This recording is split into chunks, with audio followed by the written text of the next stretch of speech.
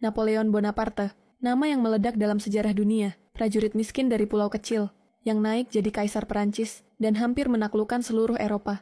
Bagaimana itu mungkin? Dia bukan keturunan raja, bukan bangsawan, bahkan logatnya ditertawakan di sekolah militer. Tapi dia punya satu hal, yang mengalahkan semua kekurangan, ambisi besar dan otak tajam. Napoleon menulis strategi sejak remaja. Ia belajar sejarah perang seperti orang lapar, dan saat revolusi Perancis mengguncang negeri, dia tahu inilah peluangnya. Dalam waktu singkat, dia jadi jenderal termuda di negaranya, lalu jadi pahlawan nasional, lalu jadi kaisar, bukan lewat darah biru, tapi lewat kecerdasan dan kemenangan.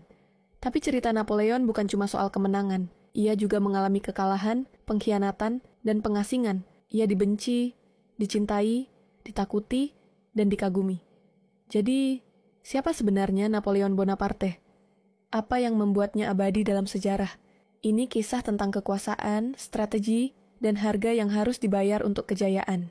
Napoleon lahir tahun 1769 di Pulau Korsika, pulau kecil milik Prancis, tapi dengan jiwa pemberontak. Ayahnya bangsawan kecil, tapi keluarganya hidup sederhana. Napoleon tumbuh di tengah konflik dan kemiskinan.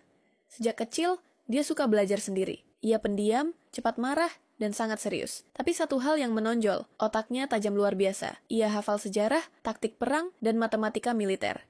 Di usia 9 tahun, ia dikirim ke Prancis untuk sekolah militer. Di sana, dia dianggap aneh. Logat Korsikanya diejek. Dia dijauhi teman-teman sekelas. Tapi Napoleon tidak peduli. Dia belajar lebih keras dari siapapun. Dia membaca buku strategi perang, biografi raja, dan filsafat. Ia ingin satu hal, naik setinggi mungkin. Di usia 16 tahun, dia lulus jadi letnan artileri. Masih muda, tapi sudah tahu betul apa yang ia inginkan. Dan saat revolusi Prancis meletus, Napoleon melihat peluang besar. Negara kacau, kekuasaan runtuh, dan itulah saatnya orang biasa bisa jadi luar biasa. Napoleon bersiap untuk maju. Tahun 1789, revolusi Prancis dimulai.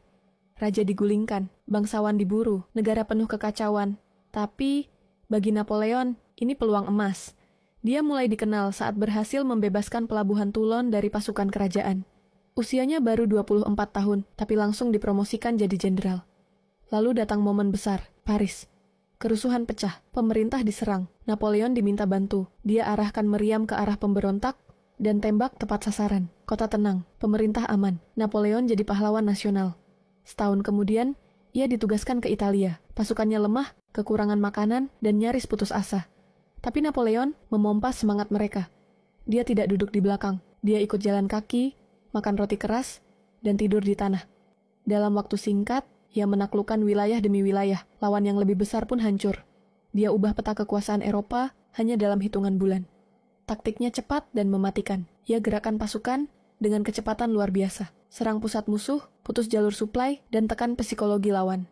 Kemenangan di Italia membuat namanya meledak di seluruh Prancis. Ia dijuluki penyelamat Republik. Tapi Napoleon belum puas. Ia ingin lebih. Ia ingin membentuk sejarah, bukan sekadar tampil di dalamnya.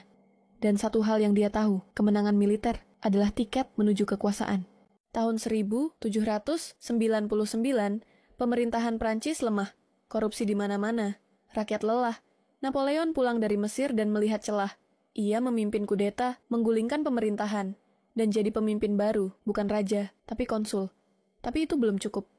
Tahun 1804, di hadapan Paus dan seluruh Eropa, Napoleon menyatakan diri sebagai Kaisar Prancis. Ia ambil mahkota dari tangan Paus, dan meletakkannya sendiri di atas kepalanya. Aku naik karena diriku sendiri, bukan karena restu siapapun. Setelah itu, ekspansi besar dimulai. Prancis menyerang Austria, Rusia, Prusia, dan Spanyol.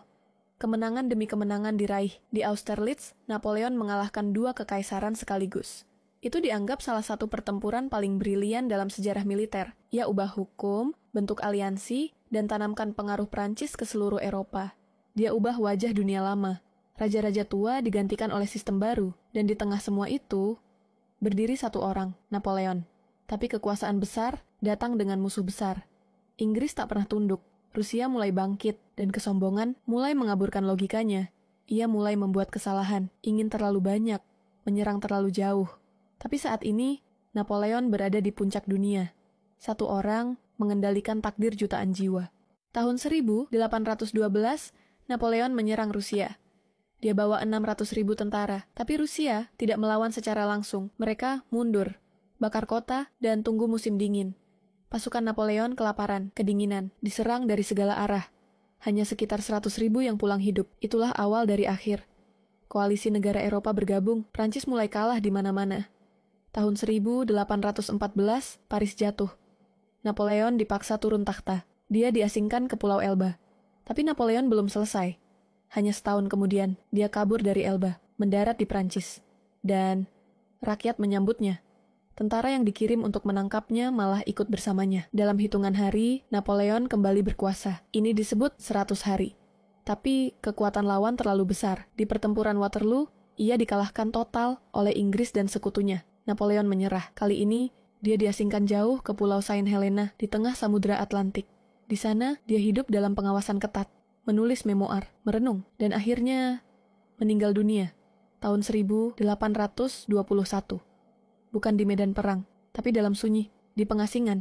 Napoleon mati dalam pengasingan, tapi warisannya hidup selamanya. Ia bukan sekadar jenderal atau kaisar, ia adalah simbol dari kekuatan ambisi, kecerdasan taktis, dan perubahan sosial.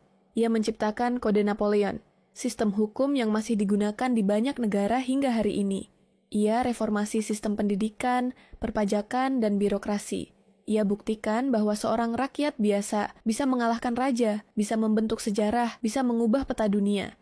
Tapi ia juga kontroversial. Ia memicu perang besar. Ribuan orang mati demi kejayaannya. Ia dikritik sebagai diktator yang haus kekuasaan. Di satu sisi, jenius. Di sisi lain, tiran. Tapi satu hal pasti, tidak ada tokoh dalam sejarah modern yang punya pengaruh sebesar Napoleon Bonaparte. Namanya tercetak di buku, patung, dan medan perang. Dipelajari oleh jenderal, politikus, dan pelajar.